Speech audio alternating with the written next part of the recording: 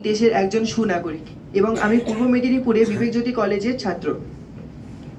Ma'am বলছি এটাকে একটু ফিক্স করা যাবে?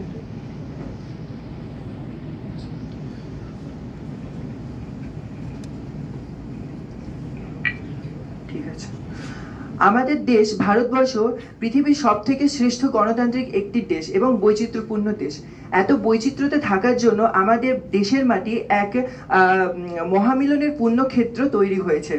তো আমাদের বিভিন্ন জাতির বৈচিত্র্যতে থাকা সত্ত্বেও আমাদের প্রত্যেক ভারতবাসীর মধ্যে একটা বিশেষ ঐক্য এবং সংহতির দৃঢ় একটি মেলবন্ধন রয়েছে। আমরা হৃদয় থেকে মনে করি যে আমরা এক জাতি, আমাদের এক প্রাণ এবং এক মন। তো এই এক জাতির জন্য নির্বাচন ব্যবস্থাটাও কিন্তু এক হওয়া বাঞ্ছনীয়। আমাদের শাসন ব্যবস্থা গণতান্ত্রিক শাসন ব্যবস্থা এবং এই গণতান্ত্রিক শাসন ব্যবস্থায় আমরা নিজেরাই রাজা, আমাদের এই রাজার রাজত্বে। এখানে কেউ প্রজা নেই, আমরা নিজেদের শাসক, আমরা নিজেদের নির্বাচনে আমাদের অধিকারের বলে আমরা সেটা বেঁচে থাকি।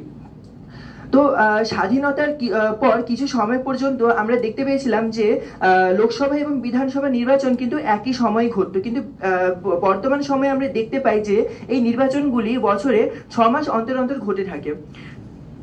তো এর ফলে কি হচ্ছে যে আমাদের বিভিন্ন সমস্যার আমরা সম্মুখীন হচ্ছি। প্রধান যে সমস্যার সম্মুখীন হচ্ছে সেটা হচ্ছে অর্থনৈতিক সমস্যা।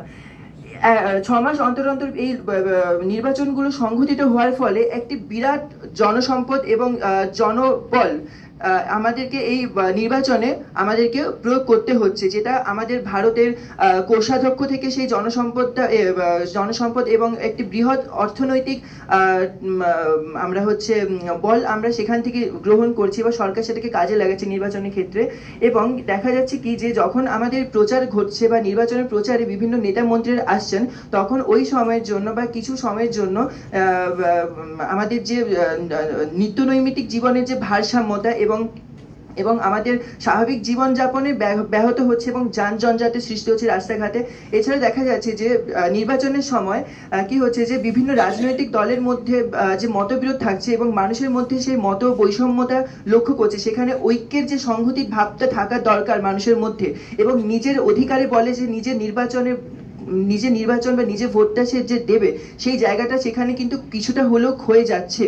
তো আমি আশা করব ভারত সরকারের কাছে এইটাই হচ্ছে প্রার্থনা জানাই যে বিগত 2047 সালের মধ্যে বিকশিত ভারত গড়ে তুলতে গেলে আমাদেরকে এই এক দেশ এক ভোট এই যোজনাটিকে যেন আইন হিসেবে পাশ করা হয়, অর্থাৎ যেখানে নির্বাচনও হবে এবং গণনাতেও থাকবে স্বচ্ছতা। এবং আমাকে এই প্রতিযোগিতায় বাছাই করার জন্য বিচারকদের এবং ভারত সরকারকে এবং এনওআই কে আমি অসংখ্য ধন্যবাদ জানিয়ে আমি আমার বক্তব্য শেষ করছি। নমস্কার।